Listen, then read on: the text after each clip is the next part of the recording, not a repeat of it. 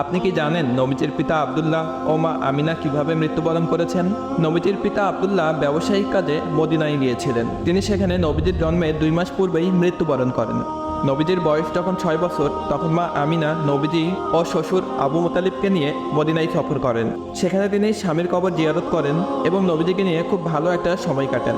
কিন্তু সেখানে তিনি অসুস্থ হয়ে পড়েন। তারপর মক্কা ফেরার পথে আবওয়া নামক স্থানে মা আমিনা গুরুতর অসুস্থ হয়ে পড়েন এবং সেখানেই মৃত্যুবরণ করেন।